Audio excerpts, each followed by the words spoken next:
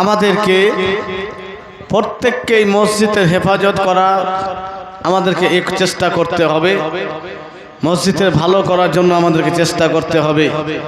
তাই কমিটির ভলেন্টিয়ার ভাইরা যারা গতকাল ছিল না আজকে আছে, তারা ওই লিস্টটা কই,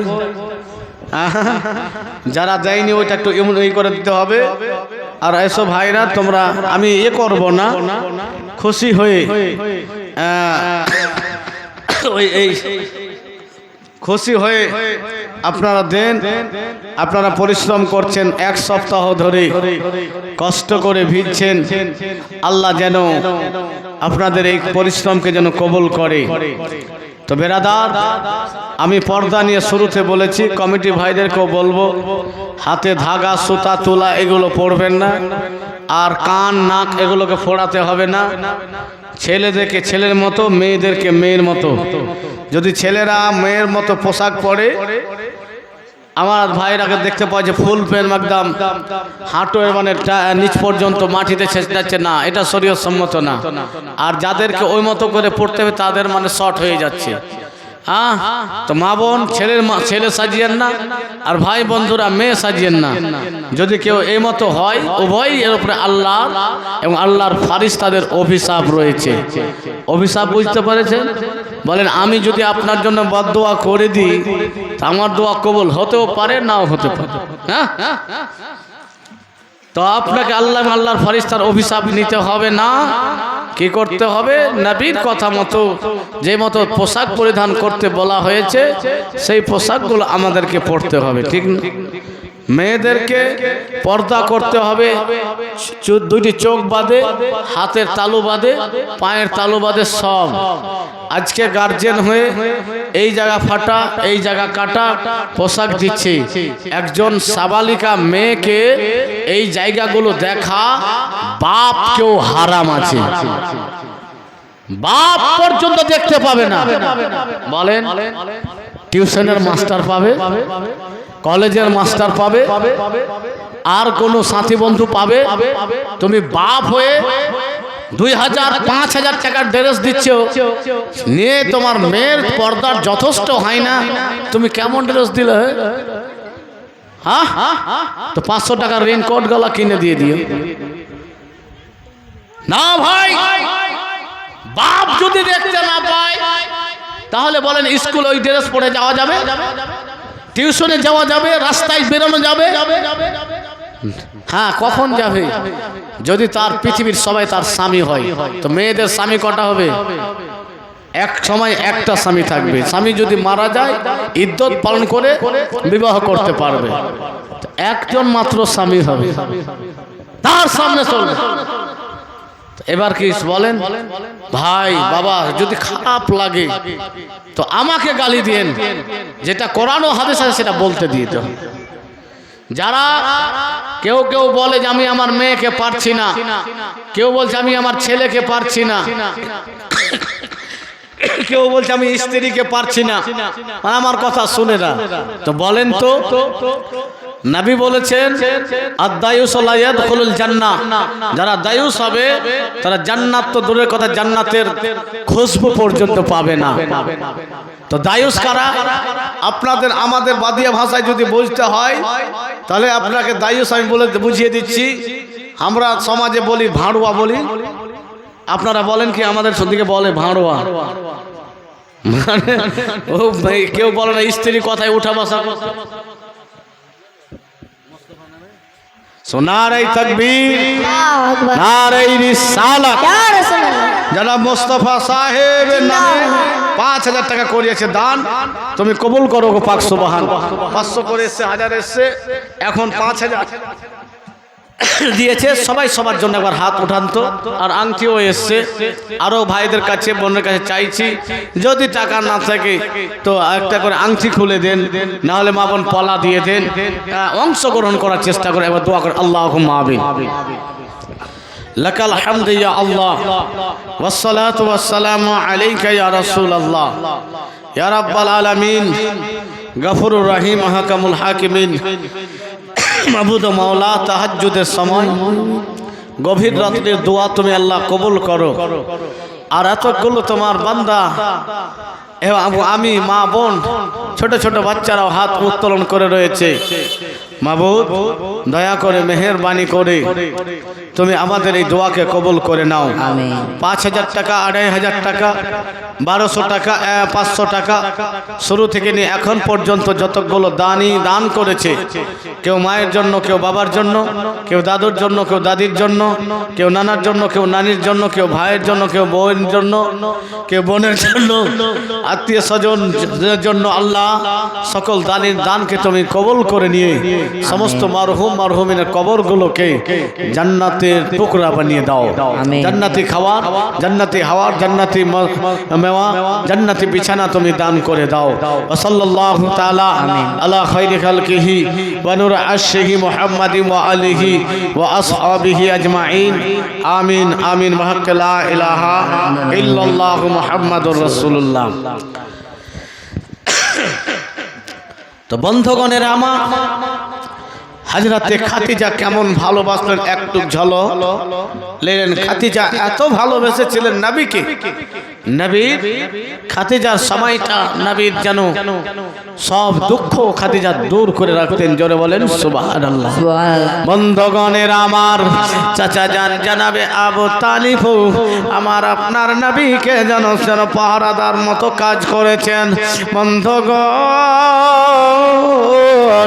আমার আপনার নবী দোজাহানের বাদশা, ছোট থেকে বুত এবং মূর্তি পূজার বিরুদ্ধে কথা বলেছেন। এক আল্লাহর উপরে, এক আল্লাহকে বিশ্বাসের কথা বলেছেন। ভাইজান বন্ধুগণ আমার, মক্কার মানুষেরা আমার আপনার নবীকে মারার সাহস পায় না। সুবহানাল্লাহ সুবহানাল্লাহ। বাবলু নামে 1000 টাকা, 500 টাকা নগদ, 500 টাকা বাকি। আল্লাহ যেই নিয়তে যে উদ্দেশ্যে করিয়েছে দান তুমি কবুল করো ওগো পাক সুবহান। আমি একটা হাদিস বলেছি যে আপনার আগে দীর্ঘ বিশ্বাস নেন, নবীর কথা সত্য হবে, আমার কথা মিথ্যা হতে পারে, কিন্তু আসমান জমিন পরিবর্তন হয়ে যেতে পারে, উলট পালট হয়ে যেতে পারে, নবীর কথা একটুকু এদিক ওদিক হবে না। জোরে বলেন সুবহানাল্লাহ। নিজের একটি করে গোপন অসুখের জন্য এই হাদিসকে বিশ্বাস রেখে দান করুন, ইনশাআল্লাহ কাজ হবে। আমার দোয়ার দরকারও হবে না। আগে হাদিসের উপরে বিশ্বাস করুন। কত টাকা কোথায় কি আমরা খরচ করছি, কোথায় গিয়ে ডাক্তারের কাছে, নার্সিং হোমে যে হাজার হাজার লক্ষ লক্ষ টাকা খরচ করছেন। নবীর হাদিসকে বিশ্বাস করে দেখেন কাজ হয় কিনা। হ্যাঁ দেখেন আলিম ওলামাদের কাজ হচ্ছে। যার যত আল্লাহর উপরে ভরসা থাকবে তত তার বরকত হবে। জোরে বলেন সুবহানাল্লাহ।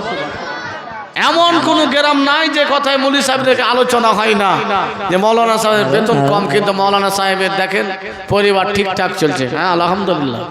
আমি যেভাবে চলি, একজন হাই স্কুলের মাস্টারও পড়ে না, মানুষ মাস্টাররাই বলছে। কেন আলিমরা কেন? তো এটা কিসের জন্য? কয়েকটা কারণ আছে। এক নাম্বার কারণ হলো মৌলানা সাহেব যে ইনকাম করে, হাজরাত যে ইনকাম করে সেটা হালাল। জোরে বলেন সুবহানাল্লাহ সুবহানাল্লাহ। পাক আলিমরা ইনকাম করে। দ্বিতীয় আরেকটা নাম্বার কারণ হচ্ছে যে আলিম ওলামারা আল্লাহর উপরে বেশি ভরসা হয়। আল্লাহ তুমি যেটা দিয়েছো এতে আমি রাজি। জোরে বলেন সুবহানাল্লাহ। আল্লাহ তুমি আমাকে এই মাসে 5000 দিয়েছো, আল্লাহ তুমি আমাকে এই মাসে 50,000 দিয়েছো, আল্লাহ আলহামদুলিল্লাহ, আল্লাহ আমার এটার জন্য যথেষ্ট, মাবুদ তুমি আমার জন্য যথেষ্ট। যদি যার আল্লাহর উপরে যত বিশ্বাস হবে তার তত বরকত হবে। জোরে বলেন সুবহানাল্লাহ। আমাদের যার 1 লাখ টাকা মাসে, ও বলছে আমি আর কার, আরে গরিবকে ঠকে নিচ্ছে গো। ইয়েতিম যদি একটা ফর্ম ফিল আপ করতে যাবে তো ওখানে 50 টাকাতে কাজ হয়ে যাবে, বলে 300 টাকা লাগবে। তো ও জাহান্নামে যাবে না তো কে যাবে? কুকুর যাবে। চাচা নিজের এতিম ভাতিজাকে ছাড়ে না, জমি লেখাতে গেল ভাতিজাকে বাপ নাই, এই সুযোগ নিয়ে চাচা ভাতিজার জমি নিয়ে নিল। তো তুমি নামাজ পড়ে কি করবে? তুমি রোজা করে কি করবে? তুমি এতিমকে খেয়েছো। বন্ধগণ সাবধানতা অবলম্বন করুন। বলতেছিলাম ভাইজান বন্ধগণের আমার হযরতে খাদিজা তুল কুবরা রাদিয়াল্লাহু তাআলা আনহা আমার আপনার নবীকে এত ভালোবাসতেন, এত ভালোবাসতেন।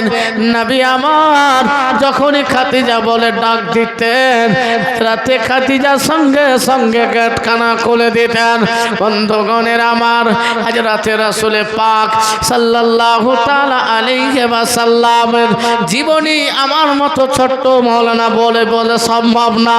এত সিরাতের কিতাব রয়েছে, শত শত হাজার হাজার কিতাব রয়েছে। বন্ধুগণ আমার আপনার নবী ছোট থেকে বুত পূজা মূর্তি পূজার বিরুদ্ধে বলতেন।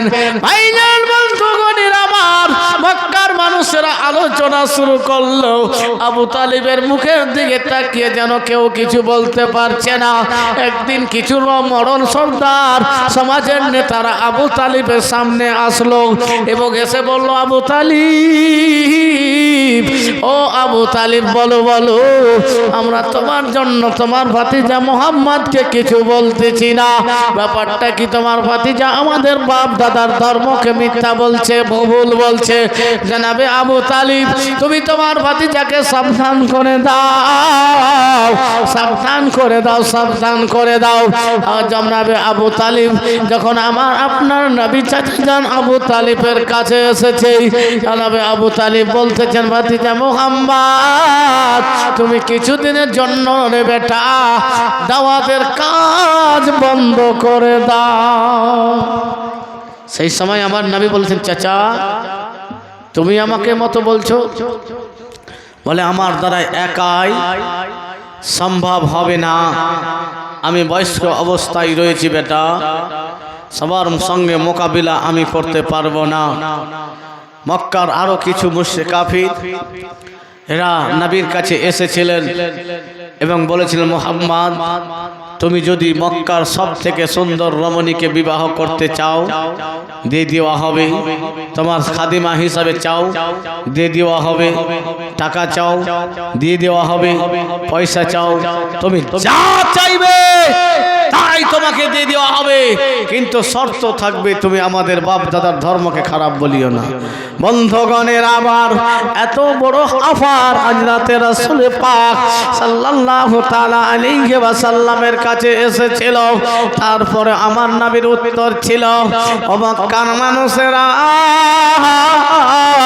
মহান রব্বুল আলামিন যেই দায়িত্ব আমাকে দিয়েছে, যে দায়িত্ব আমাকে দিয়েছে, এক হাতে তোমরা যদি পৃথিবীর সমস্ত ধন সম্পদ রাখো, এক হাতে আকাশের চাঁদ, এক হাতে যদি সব কিছু দিয়ে দাও, তারপরেও আমি আল্লাহর এক বলা ছাড়ব না এবং ইসলামের দাওয়াত দেওয়া বন্ধ করব না। বন্ধুগণের আমার হযরতে রাসূল পাক সাল্লাল্লাহু তাআলা আলাইহি ওয়াসাল্লাম আবু তালিব বলেছেন, বেটা কিছুদিনের জন্য বন্ধ করে দাও। নবী এমন ভাবে বক্তব্য দিয়ে বুঝালেন, তো বয়স্ক আবু তালিবের মধ্যে একদম জোশ চলে আসলো, বেটা তুমি যেটা করছো করে যাও, আমি তোমার সঙ্গে রয়েছি। জোরে বলেন সুবহানাল্লাহ, সুবহানাল্লাহ। বন্ধুগণের আমার যেহেতু আজকে আমি আর এইগুলো আর বর্ণনা করব না, কোরআন থেকে সূরা যে পড়েছি একটু সেই সূরার দিকে আমি যাচ্ছি।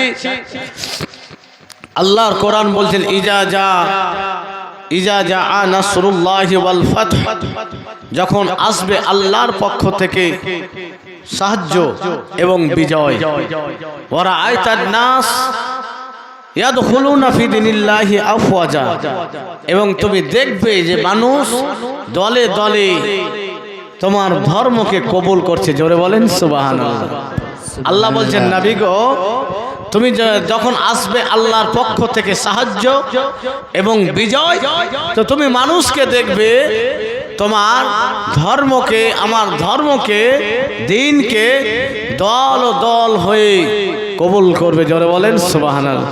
বন্ধুগণের আমার, আল্লাহর নবী সাল্লাল্লাহু তাআলা আলাইহি ওয়াসাল্লাম যখন এই সূরা পড়ে শোনালেন, যারা মুফাসসির সাহাবা ছিলেন, যারা কোরআন বুঝতেন, যারা কোরআনের ব্যাখ্যা বুঝতেন, তারা যেন বুঝতে পেরে নিয়েছে রাসূল পাক সাল্লাল্লাহু তাআলা আলাইহি ওয়াসাল্লাম আমাদের মধ্যে আর বেশি দিন থাকবে না।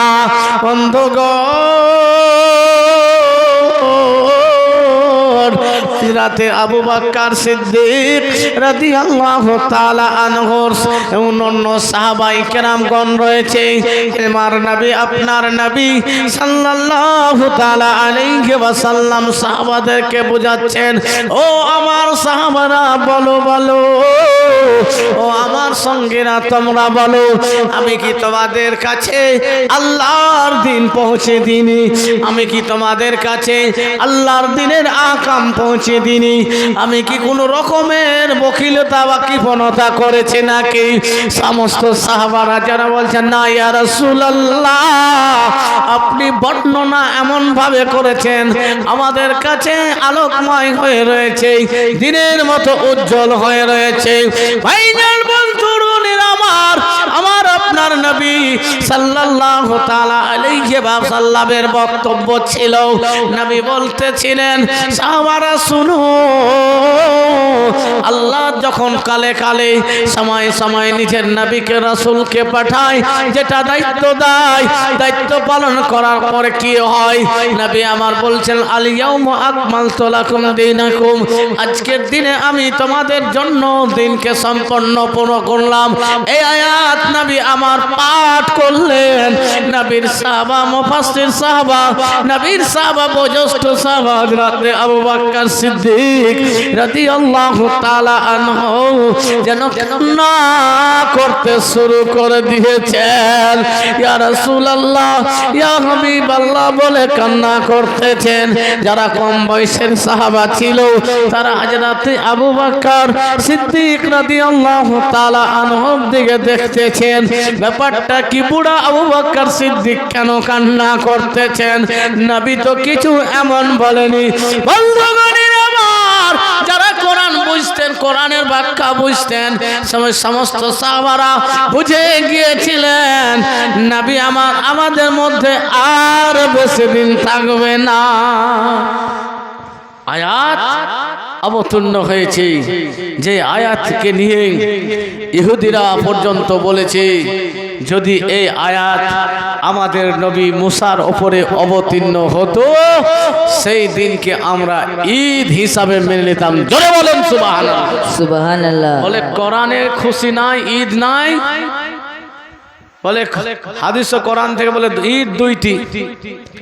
তো তুমি কাঠের চশমা দিকে কোরআন হাদিস পড়বে, তো তুমি কি ঈদ তোমার চোখে আসবে? তুমি তো চটি ছিঁড়া ফাটা বই পড়ে ই করছো, মানুষের শুনে শুনে বক্তব্য রাখছো। ইহুদিরা তাও পর্যন্ত বলছে যে আয়াত, ওই আয়াতের কথা, এই আয়াত যদি আমাদের নবীর ওপরে অবতীর্ণ হতো, সেই দিনকে আমরা ঈদ বানিয়ে নিতাম, খুশির দিন বানিয়ে নিতাম। বেরাদার, তাহলে ভেবেছেন কি জুমার দিন ঈদের দিন? কারণ কি জুমার দিন ঈদের দিন? কারণ কি? বলে সেই দিন হযরত আদমকে সৃষ্টি করা হয়েছে। জোরে বলেন সুবহানাল্লাহ। তো আদম নবীর সৃষ্টির দিন যদি ঈদ হয়, তো আমার নবীর জন্মদিন ঈদ হবে না? বলে কোরআন হাদিসে পাও না, তো ভাই একটু পড়ে নাও। উলামায়ে আহলে সুন্নাত যখন মুনাজারাতে বসে আর হাদিসগুলো যখন পড়ে, তখন তার মাথা ঘুরে যায়। হ্যাঁ, এগুলোও হাদিসে আছে, এগুলোও হাদিসে আছে। তো জুমার দিন ঈদের দিন কেন হলো? বলে জুমার দিন হযরতে আদম শফিউল্লাহকে আল্লাহ সৃষ্টি করেছেন, বলে জুমার দিন ঈদের দিন হল। জোরে বলেন সুবহানাল্লাহ, সুবহানাল্লাহ। আদম নবী যেই নবীর ওসিলায়, আরে আদম নবী নিজেই বলছে যে আমি তো সেই নবীর জন্য আমার দোয়া কবুল হয়েছে। জোরে বলেন সুবহানাল্লাহ, সুবহানাল্লাহ। আর তুমি কি বলছো? টুপি চাপটা, লুঙ্গি উঠা, পাঞ্জাবি ফাটা, একটা গাজাল এরকম আছে, বলবো বেরাদার। তো রাসূলে পাক সাল্লাল্লাহু তাআলা আলাইহি ওয়াসাল্লাম এই আয়াত এই সূরা পড়ে শোনালেন। সাহাবায়ে কেরামগণ বুঝতে পারলেন, যারা মুফাসসির সাহাবা ছিলেন, নবী আমাদের মধ্যে আর বেশি দিন থাকবে না। হযরতে আবু বকর সিদ্দিক কান্না করছেন। কম বয়সের সাহাবা বলেন, নবী তো এরকম কিছু বলেনি যে কান্না করতে হবে। যেই মতো আমাদের মধ্যে যারা জ্ঞানী আছে, যেভাবে কোরআন হাদিস বুঝবে, আমরা তো সেই মতো বুঝবো। বন্ধুগণের আমার, রাসূল পাক সাল্লাল্লাহু তাআলা আলাইহি ওয়াসাল্লাম দুনিয়ার বুকে 63 বছর জীবনে কাউকে কোনোদিন মিথ্যা বলেনি, কাউকে কোনো রকমের আঘাত দেয়নি। পেরাদার আল্লাহর নবী সাল্লাল্লাহু তাআলা আলাইহি ওয়াসাল্লাম যখন এই মতো আয়াত পড়ে শোনালেন, সাহাবাদের বুঝতে বাকি থাকলো না। আস্তে আস্তে করে আল্লাহর নবী সাল্লাল্লাহু তাআলা আলাইহি ওয়াসাল্লামের যেন শরীর অসুস্থ হচ্ছে, দুর্বল হয়ে যাচ্ছে। বন্ধুগণের আমার আপনার নবী দোজাহানের বাদশাকে সাহাবায়ে কেরামগণ যেন আসছেন, খিদমত করতেছেন। একদিনের ঘটনা, একজন নবীর সাহাবা যার নাম হচ্ছে হযরত আব্দুল্লাহ ইবনে মাসউদ, উনি নবীকে দেখতে এসেছেন। আসার পরে নবীর শরীরে হাত স্পর্শ করেছেন, বলেন, ইয়া রাসূলুল্লাহ,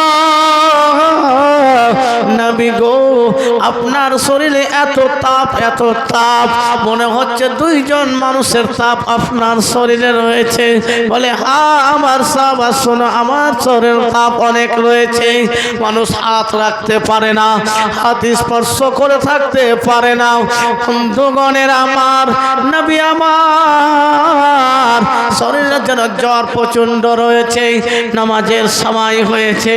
আমার আপনার নবী বলেন, ভাইসা আমাকে পানি দাও, ওযু করব। ভাইজান বন্ধুগণের আমার, নবীর সাহাবারা মসজিদে নববীতে নবীর জন্য অপেক্ষা করতেছেন। তাদের সব সময় আকাঙ্ক্ষা থাকতো, লড়াই হয়ে থাকতো, নামাজ আমরা আল্লাহর নবীর পিছনে পড়ব, নামাজ আমরা দোজাহানের বাদশার পিছনে পড়ব। বন্ধুগণের আমার, রাতে রাসূল পাক সাল্লাল্লাহু তাআলা আলাইহি ওয়াসাল্লাম জানো হযরতে আবু বকর সিদ্দিক রাদিয়াল্লাহু তাআলা আনহুকে বলেন, আবু বকর নামাজ পড়াও। হযরতে আবু বকর নামাজ পড়াচ্ছেন। হযরতে রাসূল পাক সাল্লাল্লাহু তাআলা আলাইহি ওয়াসাল্লামের শরীরে এত তাপ, এত তাপ, তাপের জন্য নবী দাঁড়াতে পারছে না। ভাইজান বন্ধুগণের আমার, আবু বকরের ইমামতিতেই সাহাবায়ে কেরামগণ নামাজ শুরু করেছেন, নামাজ পড়তেছেন। হযরতে রাসূল পাক সাল্লাল্লাহু তাআলা আলাইহি ওয়াসাল্লাম বলছেন, আয়েশা আমার মাথাখানা একটু উপরে করো, আমার সাহাবারা নামাজ পড়ছে, আমি আমার সাহাবাদের নামাজের দৃশ্য দেখবো রে আয়েশা। ও আয়েশা, আমার সাহাবাদের নামাজের অবস্থা দেখবো। ভাইজান বন্ধুগণের আমার, হযরতে আয়েশা নবীকে ধরে ধরে সাহাবাদের নামাজের দৃশ্য দেখাচ্ছেন। আল্লাহর নবী সাল্লাল্লাহু তাআলা আলাইহি ওয়াসাল্লামের সাহাবাদের চোখে জল নিয়ে নামাজ পড়ছে। আর মনে হয় আমরা নবীর পিছনে নামাজ পড়তে পাবো না, আর নবীর পিছনে নবী যা ইমাম হয়ে আমাদেরকে নামাজ পড়াবে না। হযরতে রাসূল পাক সাল্লাল্লাহু তাআলা আলাইহি ওয়াসাল্লাম সাহাবাদের নামাজ দেখতে দেখতে আমার নবীর দুই চোখ দিয়ে ঝরঝর করে জল পড়ে যাচ্ছে। হযরতে আয়েশা সিদ্দিকা রাদিয়াল্লাহু তাআলা আনহা বলেন, ইয়া রাসূলুল্লাহ, নবী গো, ওগো নবী, কেন আপনি কান্না করতেছেন? বলে, জানো আয়েশা, এই নামাজের জন্য আমার সাহাবারা কষ্ট করেছে, আমার সাহাবীরা কষ্ট করেছে। তাইফ নগরের বুকে আমার জাহিদকে পাথর মেরে মেরে যেন রক্তাক্ত করে দিয়েছিল, আমাকেও পাথর খেতে হয়েছে। শরীরের রক্ত, মাথার রক্ত পায়ে পর্যন্ত এসেছে। আয়েশা, এই নামাজের জন্য আমার সাহাবারা শহীদ হয়ে গিয়েছে। এই ইসলামের জন্য আমার কত সাহাবারা দুনিয়া ছেড়ে বিদায় নিয়েছে। বলে, ইয়া রাসূলুল্লাহ, আজকে কেন আপনি কান্না করতেছেন? আপনি যেই নামাজের জন্য কষ্ট করেছেন, আপনার সাহাবারা শহীদ হয়েছে, আপনার সাহাবারা তো ঠিকঠাক নামাজ পড়ছে গো নবী। বলে, আয়েশা শুনো রে, আমি কষ্টের কান্না করি না, আমি আমার খুশির কান্না কাঁদতেছি।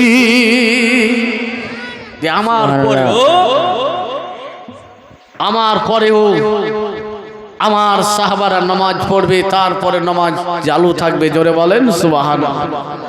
কেউ কিছু বলছে না? সুইচ অফ রাখুন, ছেড়ে দেবো।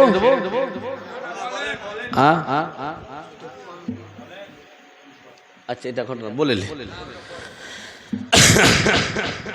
বলে, আয়েশা, আমি দুঃখে কাঁদছি না যেই নামাজের জন্য আমি আমার সাহাবারা কষ্ট করেছে, আজকে সেই নামাজ প্রতিষ্ঠিত হয়েছে। জোরে বলেন সুবহানাল্লাহ। সুবহানাল্লাহ। সুখীতে খুশিতে আমার চোখে জল চলে এসেছে। বন্ধুগণের আমার, হযরতে রাসূল পাক সাল্লাল্লাহু তাআলা আলাইহি ওয়াসাল্লামের শরীর যেন দিনের পর দিন দুর্বল হয়ে যাচ্ছেন। হযরতে রাসূল পাক সাল্লাল্লাহু তাআলা আলাইহি ওয়াসাল্লাম নিজ মেয়ে হযরতে ফাতেমা জহরা হযরতে ফাতেমাকে ডাকলেন। হযরতে ফাতেমা কানে কানে কিছু বললেন। হযরতে ফাতেমা যেন কান্না শুরু করে দিলেন। ফাতেমা কান্না করতেছেন, দূর থেকে হযরতে আয়েশা লক্ষ্য করতেছেন। ফাতেমার কানে কিছু বলল, ফাতেমা কান্না শুরু করে দিয়েছে। আবার নবী আমার ফাতেমা দেখতেছেন, কান্না করতেছেন। আবার ফাতেমার কানে কানে যেন কিছু বলতেছে। হযরতে ফাতেমার কান্না থেমে গিয়েছে। নবী ফাতেমার কানে একবার বলল, ফাতেমা কাঁদতে লাগলেন। আবার বলল, ফাতেমা হাসতে লেগেছে।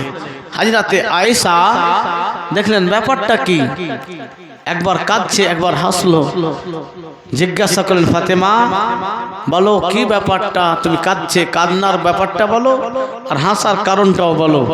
বলে, আম্মা জান, এই রাজ আমি এবং আমার আব্বা এবং আমাদের আল্লাহ ছাড়া কাউকে এখন বলবো না, কেউ জানবে না। বন্ধুগণের আমার, মহান রব্বুল আলামিন তার মহানবী সাল্লাল্লাহু তাআলা আলাইহি ওয়াসাল্লামকে ইচ্ছা দিয়েছিলেন, ইখতিয়ার দিয়েছিলেন, নবী গো আপনি যদি চান তাহলে দুনিয়ার বুকে থাকতে পারেন। যদি নবী আপনি চান আমার আরশে চলে আসতে পারেন। আপনি যদি চান আমার আরশের নিচে আপনি জায়গা করতে পারেন। আপনার ইচ্ছা আপনি বেছে নিতে পারেন।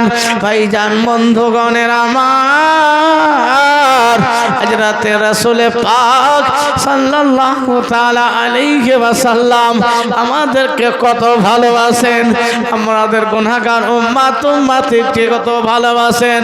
সেই দিন মহান রব্বুল আলামিনকে বলেছিলেন, মাবুদ আমি দুনিয়ায় থাকবো, আমার গুনাহগার উম্মত আমার কাছে সব কথা শোনাবে, আমি গুনাহগার উম্মতের জন্য দোয়া করে দেব। রব্বুল আলামিন না, আমি তোমার আরশে যাব না, আমি ফারশেই থাকবো, আমি আমার গুনাহগার উম্মতের জন্যই থাকবো। ভাইজান, বন্ধুগণের আমার, মহান রব্বুল আলামিনের নবী সাল্লাল্লাহু তাআলা আলাইহি আলাইহি ওয়াসাল্লামের সাহাবারা মসজিদে নববীতে এসে কান্না করতেছেন, নবীর কাছে এসে কান্না করতেছেন। সাহাবায়ে কেরামগণকে আমার নবী সান্ত্বনা দিচ্ছেন, ও আমার সঙ্গীরা, ও আমার সাহাবারা, শুনে নাও, আমি তোমাদের কাছে এসেছিলাম সেটাও রহমত, আমি চলে যাব তোমাদের জন্য সেটাও রহমত হবে। সুবহানাল্লাহ। আমার আশা যে মতো রহমত ছিল, আমার যাওয়াও তোমাদের জন্য রহমত। নবী সাহাবাদেরকে সান্ত্বনা দিচ্ছেন, না কাঁদিও না, আমার যাওয়াও তোমাদের জন্য রহমত। বন্ধুগণের আমার, রাসূল পাক সাল্লাল্লাহু তাআলা আলাইহি ওয়াসাল্লামের সাহাবারা নবীকে এত ভালোবাসেছেন, এত ভালোবেসেছেন, নিজের মা থেকে বাবা থেকে সব থেকে বেশি ভালোবেসেছেন। বন্ধুগণ, নবী যখন কিছু কারো সাহাবাদের কাছে দান চাইতেন, সাহাবারা কম্পিটিশন করতেন যেন কে বেশি দিতে পারে।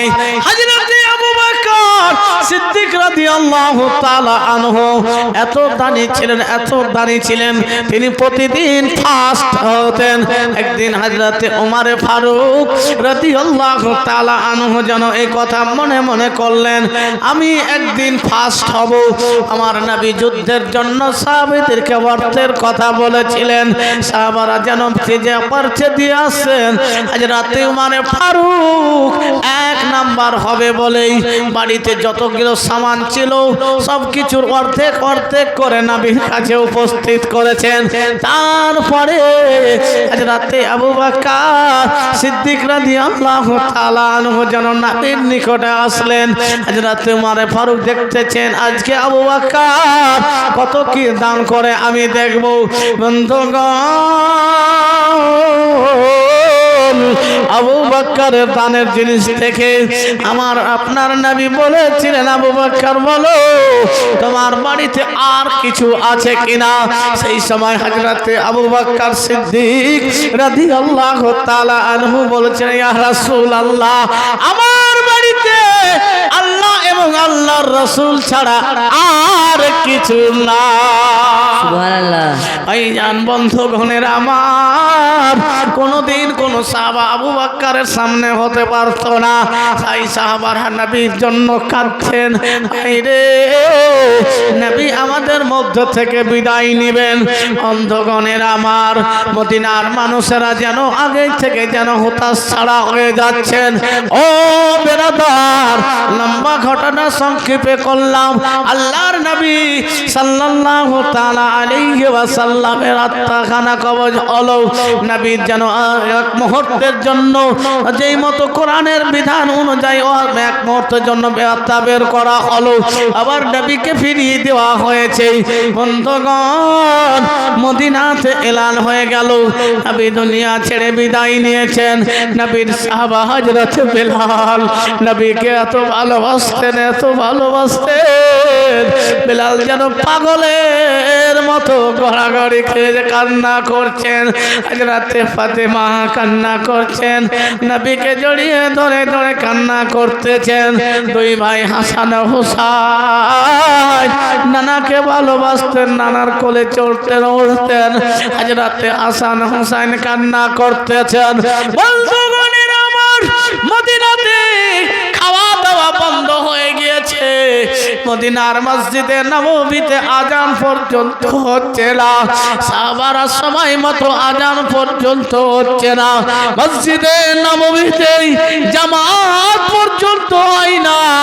সাহাবারা যে যখন পারে একাই একাই নামাজ আদায় করে। হযরত আবু বকর সিদ্দিক রাদিয়াল্লাহু তাআলা আনহু যেন বুকে হাত দিয়ে মাথা নত করে রয়েছে। কিতাব বলতেছেন আল্লাহর নবী সাল্লাল্লাহু তাআলা আলাইহি ওয়াসাল্লামের ইন্তিকালের পরে আবু বকর যখন কথা বলতেন যেন পুরা পুরা সেন্ট আসতো। কিতাব বলতেছেন নবীর ইন্তিকালে হযরত আবু বকর সিদ্দিক রাদিয়াল্লাহু তাআলা আনহু এত কষ্ট পেয়েছিল, ব্যথা মন থেকে পেয়েছিল, আবু বকর সিদ্দিকের কলেজা পর্যন্ত পুড়ে গিয়েছিল। বন্ধুগণ, সাহাবারা কেরাম যেন খাওয়া দাওয়া ছেড়ে দিয়েছে, মদিনার মানুষেরা খাওয়া দাওয়া ছেড়ে দিয়েছে। হায় রে, যেই নবীর জন্য আমরা এত কিছু করলাম, সেই নবী আমাদের মধ্যে থেকে বিদায় নিলেন। তাই কোন কবি একথা বলতেছেন, হায় নবীজির ইন্তিকালে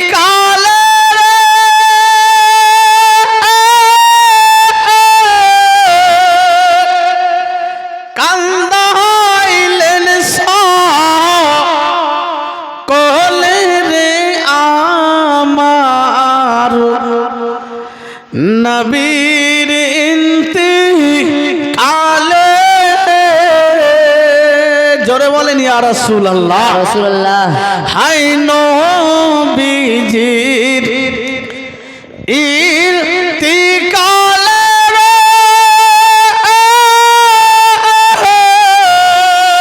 কান্দাইলেন সকলে রে আমার, নবীর ইন্তিকালে সাহাবারা কে দেশা কোলে কাপড় ভিজায় চোখের জলে, নবীর ইন্তিকালে হযরত বেলাল কেলিয়া বলে কলে যায় জলে রে আমার, কলে যায় জলে, কেমন তোমায় রইব গো ভুলে, দুনিয়ার মায়া জালে রে আমার, নবীর ইন্তিকালে মা ফাতেমা বুক ভাসালে বাবার ইন্তিকালে রে আমার, বাবার ইন্তিকালে আসমান কান্দে জমিন কান্দে, চন্দ্র সূর্য হিলে রে দলে, নবীর ইন্তিকালে। মদিনা একদম চুপচাপ, মনে হচ্ছে মদিনাতে কেউ বেঁচে নাই। কথা হয় না, চিৎকার হয় না, খাওয়া দাওয়া বন্ধ, সময় মতো আজান হয় না, মসজিদে নববীতে জামাত হয় না। সাহাবায়ে কেরামগণ নামাজ পড়ছেন একা একই। হযরতে আবু বকর যেহেতু বড় সাহাবা, উনি চিন্তা ভাবনা করলেন না, এই মতো করলে হবে না, আমরা যদি ভেঙে পড়ে যাই তাহলে বাকিগুলোর কি হবে। হযরতে আবু বকর সিদ্দিক রাদিয়াল্লাহু তাআলা আল্লাহর কোরআন থেকে বক্তব্য রাখলেন, নবীর যে দায়িত্ব সেটা পূর্ণ হয়েছে, মানুষকে সান্ত্বনা দেওয়ার চেষ্টা করলেন। এবার সাহাবায়ে কেরামগণের মধ্যে হযরতে উমর ফারুক রাদিয়াল্লাহু তাআলা আনহু যেন তরবারি নিয়ে দাঁড়িয়ে গিয়েছেন। কেউ যদি বলে যে নবী মারা গিয়েছে তো আমার তরবার তার গর্দানে থাকবে। জোরে বলেন সুবহানাল্লাহ। নবী যাই হোক, আল্লাহর নবী সাল্লাল্লাহু তাআলা আলাইহি ওয়াসাল্লামের ইন্তেকালে মদিনার মেয়েরা পর্যন্ত খাওয়া দাওয়া ছেড়ে দিয়েছিলেন। সবাই সবাই সাজদাতে বিলাল পাগলের মতো গড়াগড়ি খাচ্ছিলেন। আসুন, যেহেতু আর আগে আমি জীবনে বাড়বো না, কয়েকজন কমিটি নাম এখানে আছে, তারা গতকালকে রাত্রে ছিল না, হয়তো কিছু দেয়নি। অনুরোধ করবো ভাই, নাম রেজাউল নামে 500 টাকা দিয়েছে। আল্লাহ যেন দানকে কবুল করেন। যাই আজকে আমরা এখানে আছি, গতকাল নিজ নিজ বিছানায় আমরা থাকবো। আমি কোথায় থাকবো না আল্লাহ বেশি জানে। এই প্রোগ্রামটা আমার আজকের দিনের না, আমার আজকের দিনে জালসা ছিল বৈষ্ণবনগরে, ওখানে কিন্তু ওনারা কমিটিরা ক্যান্সেল করেছে প্রোগ্রাম। আর দেখেন যেখানে ছিল না সেখানে আমি আজকে এখানে আছি। আল্লাহ যাকে যেখানে পাঠাবে, যেই করবে সেটা করাবে, সেটা আমাদের করতে হবে। আমরা প্রত্যেকে দায়িত্ববান। নবী ইন্তেকালে মদিনার মানুষেরা যে মতো বাপ হারা হলে এতিমের মতো অবস্থা হয়েছিল, নবীর সাহাবাদের এতিমের মতো অবস্থা হয়েছিল। আমরাও নবীকে ভালোবাসি, আল্লাহর দুনিয়ায় আছি, আল্লাহ যেই মতো বলবে সেই মতো আমাদেরকে চলতে হবে। নবীর দেখিয়ে দেওয়া পথ আমাদেরকে করতে হবে। আমরা ভাবছি ওরা মরেছে, আমরা তো আছি, আজ নয়তো কাল। কোন কই বলছেন আজ আছি কাল যদি না থাকি এ দুনিয়ায়, স্মৃতি হয়ে থাকবো হৃদয়েরই পাতায়। যদি বেঈমান চুরি করে ডাকাতি করে মারা যান তা আপনি স্মরণে থাকবেন কেমন হয়ে, খারাপ অবস্থায় না। মরার পরও আপনার যদি মানুষ নাম করে, আপনাকে ভালো বলে, এটা আপনার জন্য ভালো হবে।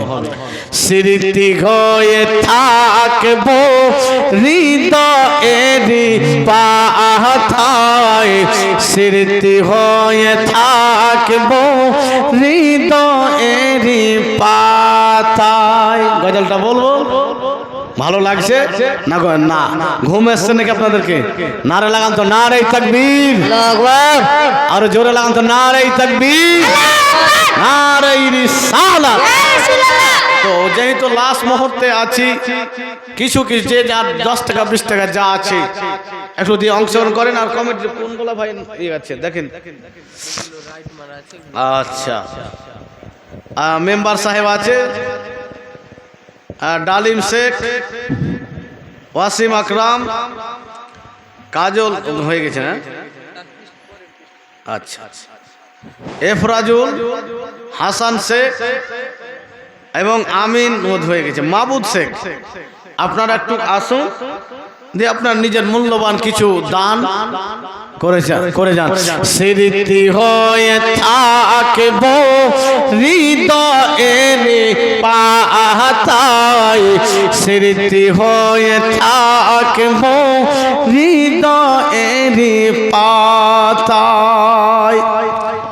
যখন কোন নেতা মরছে তো বলছে, নেতার নাম বলছে অমর রহে, মানে মরার পরে জীবিত থাকবে। আমরা যদি মরার পরে যদি এ হতে থাকতে চাই, তাহলে ভালো মানুষ হয়ে জীবন যাপন করেন। বা আগে এখন দেখেন হাজি, গাজী, মুফতি, মুহাদ্দিস, আমাদের কথাবার্তা এমন অবস্থা হয়েছে যে আমাদের কথাবার্তাতে মানুষ দূরে সরে যাচ্ছে। নিজের স্ত্রী পর্যন্ত স্বামীকে পছন্দ করতে পারেন না। কারণ কেন? যে আমি লোকের ভুলটা ধরি ঠিক, স্ত্রীর ভুলটা ধরি ঠিক, নিজে যে ভুল করছি, নিজ ভুল বলছি, সেটা আগে ভালো মানুষ হতে হবে। স্মৃতি হয়ে থাকবো হৃদয়েরই পাতায়। সুবহানাল্লাহ। ডালিম শেখ 500 বাকি কই? আচ্ছা আচ্ছা, কি করে? সুবহানাল্লাহ, জাযাকাল্লাহু ফিদ দুনিয়া ওয়াল আখিরাহ। আর যে সমস্ত ভাইরা আছেন আপনাদের কাছে একটাও কিছু নাই, আমি গাজাল পড়ছি, আপনারা দিয়ে পাঠান। ওই গোলাম আউলিয়া ভাই যান, রুবেল ভাই আর কাউকে পাঠান, যান জমির সাহেব যান, ফরিজউদ্দিন যাও, একটু নিয়ে এসো এখানে, আমার এখানে যাও, নিয়ে দোয়া হবে ইনশাআল্লাহ। দাদু ভাই 10 টাকা 5 টাকা যা আছে দেন, ইনশাআল্লাহ আমাদের সব রকম দান আল্লাহ যেন কবুল করেন। আল্লাহ স্মৃতি হয়ে থাকবো হৃদয়েরই পাতায়, স্মৃতি হয়ে থাকবো হৃদয়ে। এই ঝিলমিল ঝিলুকাতে এটাকে হামাকে দিয়েছে, টাকা লাগবে। সুবহানাল্লাহ, বলছি গায়ালটা বলছি। হ্যাঁ, একজন মহিলা এই একটা আংটি দিয়েছেন আল্লাহর ঘর মসজিদের জন্য, এবং একটা গাজালের কথা বলেছে, এখানেও বলেছে, দেখি কটা বলতে পারছি। আজকে মাইক মান আপনি আছেন নাকি? একটু আওয়াজ করুন। সুবহানাল্লাহ, কি নাম? নারে তাকবীর, আল্লাহু আকবার, নারে রিসালাত, ইয়া রাসূলুল্লাহ, সালাম সামায়ুন সাহেব জিন্দাবাদ। 1200 টাকার দাতা, সুবহানাল্লাহ।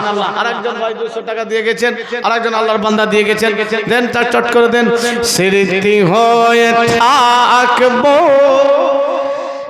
হৃদয়েরই পাতায়, স্মৃতি হয়ে থাকবো হৃদয়েরই পাতায়। বাগানে কত ফুল ফুটে ঝরে যায়, সব ফুল সকলের প্রিয় নেই হয়। বোঝা যাচ্ছে? বাগানে কত ফুল ফুটে ঝরে যায়, সব ফুল সকলের প্রিয় নেই হয়, আর প্রিয় নেই হয়। আলো দেয় যে চাঁদ, আলো দেয় যে চাঁদ, তারও জানি দাগ রয়, স্মৃতি হয়ে থাকবো হৃদয়েরই পাতায়, স্মৃতি হয়ে থাকবো হৃদয়ে। জান জান আরো জান না একবার, হৃদয়েরই পাতা। সুবহানাল্লাহ, নারে তাকবীর, আল্লাহু আকবার। উনি আছেন এখানে আলহামদুলিল্লাহ। 2000 তো আর 400 টাকা হলে মাসে 200 টাকা করে 2400 টাকা হয়ে যেত। একটু আপনি হাত দেখান তো এখান থেকে, ওখান থেকে। আর 400 টাকা আপনার কাছে আবদার করছে, পরে দিয়ে দিন না হলে। বাবলু নামে, বাবলু কত আছে গ্রামে, বাবলু আর রুবেলে ভরে আছে। সুবহানাল্লাহ, আল্লাহর বান্দারা আছে দেখেন, সবার টাকা দিনের জন্য হবে না, যাকে আল্লাহ চাইবে তার টাকাকে দিনের জন্য কবুল করবে। স্মৃতি হয়ে থাকবো হৃদয়েরই। কই এফরাজুল?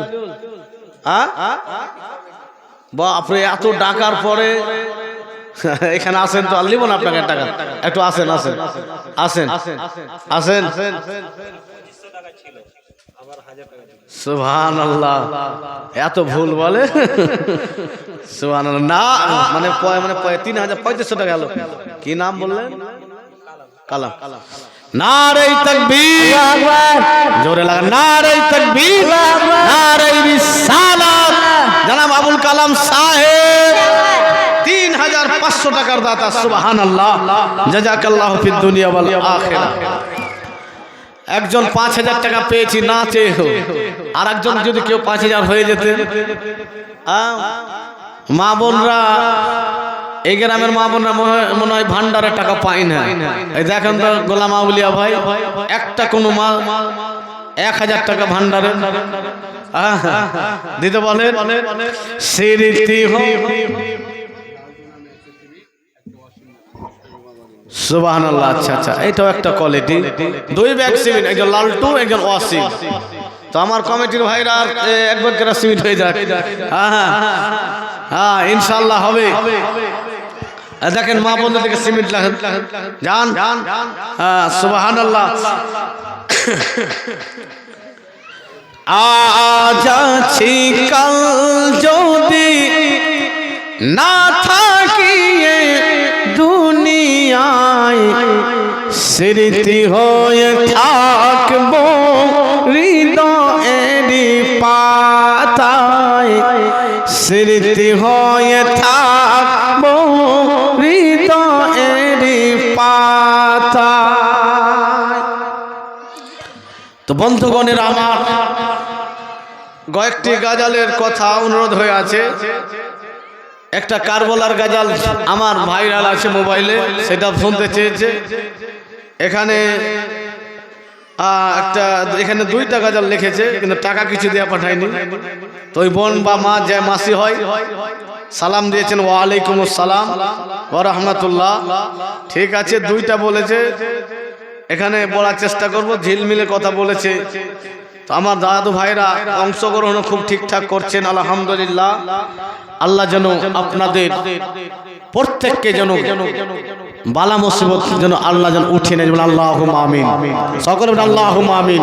আজকে দেখেন আমরা পৃথিবীতে সব দিনের জন্য কেউ আসেনি। আমি আজকে এই বলছি, কখন আমার আত্মাখানা বেরিয়ে যাবে। আমি হয়তো কাউকে মৃত্যু বলছি, কেউ আমাকে বলবে। আমি কারোর জানাজা পড়াচ্ছি, আপনারা পড়ছেন, আপনার আমার কেউ পড়বে, যেটা আমরা পাবো না। নিজের জানাজা নিজে কেউ হবে না। তো যাই হোক, কি জি বলেন কোনো প্রশ্ন থাকলে করতে পারেন ইনশাআল্লাহ। কি বলেন? গজলই তো বলবো, এখন আর তো বক্তব্য হবে না, খালি মা বোন টাকা দিবে আর আমি গজল বলবো। ওই ভাই বসে জেগেছে, যা হ্যাঁ গাজালি বলবো তো। কলিকাল এ কেমন কলিকাল, মোবাইল ছাড়া কারো চলে না কদিন কাল। কলিকাল এ কেমন কলিকাল, মোবাইল ছাড়া কারো চলে না কদিন কাল। জীবন সাথী নেট আর মোবাইল, জীবন সাথী নেট আর মোবাইল, নামাজ রোজার কেউ রাখে না খেয়াল। কলিকাল কেউ খেলে ফ্রি ফায়ার, কেউ পাবজি, কেউ খেলে ফ্রি ফায়ার, কেউ পাবজি, মার ধর মার করে খেলে পাবজি। মোবাইল এসে দেশে, মোবাইল এসে দেশে হয়েছে হাল, মোবাইল এসে দেশে হয়েছে হাল। ছোট ছোট ছেলে মেয়ে হয়েছে বাচাল।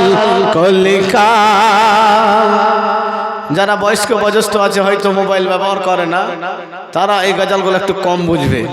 কিন্তু এখন বুড়ারাও মডার্ন হয়ে গেছে, বুড়া মানুষ মডার্ন হয়েছে, বড় মোবাইল নিচ্ছে, নাহলে টিভিতে যা সিনেমা দেখছে দোকানে বসে। কেউ দেখে ফেসবুক, কেউ ইউটিউব, কেউ বা হোয়াটসঅ্যাপে খুলেছে গ্রুপ।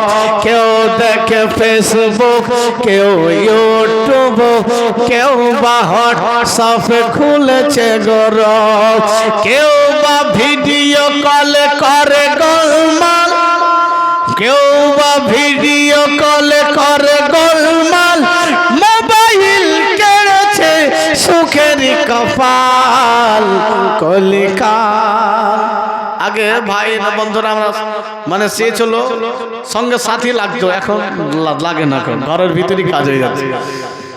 ভাবিদের হাতে দেখো বড় বড় ফোন, স্বামীর সংসারে তাদের নাই কোনো মন। ঠিক কিনা? রবি 200 টাকা, সুবহানাল্লাহ।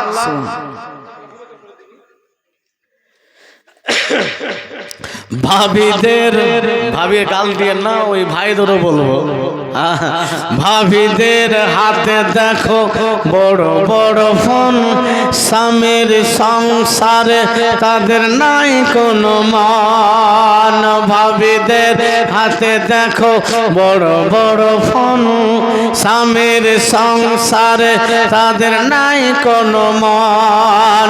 মোবাইল ছাড়া তারা এমনই অচল, মোবাইল ছাড়া তারা এমনই অচল, কে করে বড় ভাই গড়বে সুখেরই মহল। কলিকাল কলিকাল কলিকাল এ কেমন কলিকাল, মোবাইল ছাড়া কারো চলে না কদিন কাল। জীবন সাথী নেট আর মোবাইল, জীবন সাথী নেট আর মোবাইল, নামাজ রোজার কেউ রাখে না খেয়াল। কলিকাল কেউ বাহিলে তুলে তুলে পিকচার, ফেসবুকে পোস্ট করে বলে করো গো শেয়ার। হ্যাঁ, কিছু ভণ্ড আছে, নিজে তো ছাড়ছে ছাড়ছে, নিজের বেটিরও ছাড়ছে, স্ত্রীরও ছাড়ছে। হ্যাঁ, নিজের স্ত্রী তুমি লাইক নিবা, কমেন্ট নিবা, ভাই স্ত্রী তোমার জাতীয় সম্পদ, লাইক ব্যক্তিগত সম্পদ। স্ত্রীর ছবি, মেয়ের ছবি ফেসবুকে দিবে না। কেউ বাহিলে তুলে তুলে পিকচার, ফেসবুকে পোস্ট করে বলে করো গো শেয়ার। কেউ বা লাইভে এসে দেখায় রূপেরই বাহার, কেউ বা লাইভে এসে দেখায় রূপেরই বাহার, কলমে সাদা হলো মোবাইলের কামাল। কলিকাল হয় না এরকম? মোবাইলে দেখছে যে মানে রিমিলি মেয়েরা নাকি রিমিটি মেয়েরা চেহারাকে সাদা করে দিয়েছে, এখানে ছবি আছে আমার, ওখানে এখানে মিলছে, কম্পিউটার থেকে মানে সাফ করে বের করেছে। তো এই মতোই ধোকা খাচ্ছে আমার ইয়ং ভাইরা। বাপরে সুন্দর, কিন্তু কালো মেয়েকে সাদা করছে মোবাইলে। কেউ বাহিলে দুলে তুলে পিকচার, ফেসবুকে শেয়ার করে পোস্ট করে বলে করো গো শেয়ার। কেউ লাইভে এসে দেখায় রূপেরই বাহার, কলমে সাদা হলো মোবাইলের কামাল।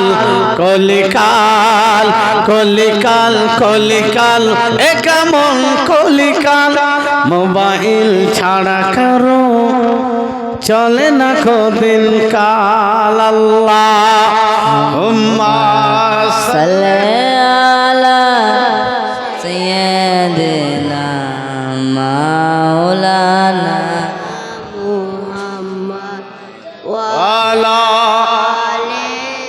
সাইয়্যিদিনা মাওলানা মুহাম্মদ সাল্লাল্লাহু তাআলা আলাইহি ওয়াসাল্লাম।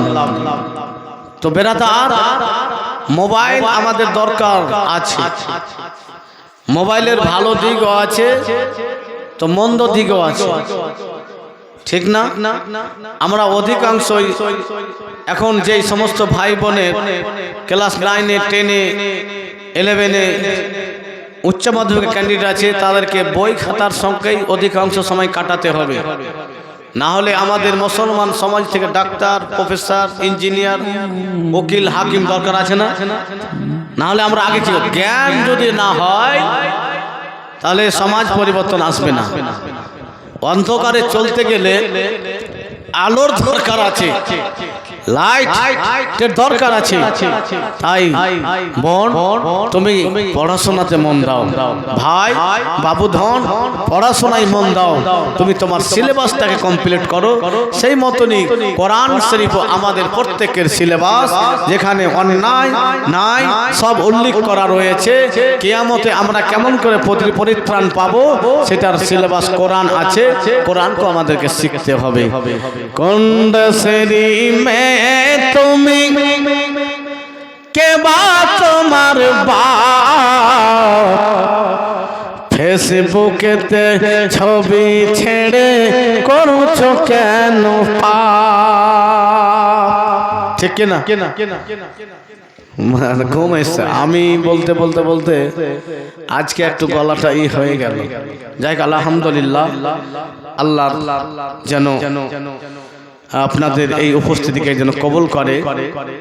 আর এখন যেহেতু আমাদেরকে ফাতিহা করতে হবে, আবার ডাকও করতে হবে, তাই একবার পরিবর্তন হয়ে যায়। উঠ করে মমিনো তাজিম আহমদ के लिए अर्श से कुर्सी झुके, ताजिम अहमद के लिए क्या हम करें या नबी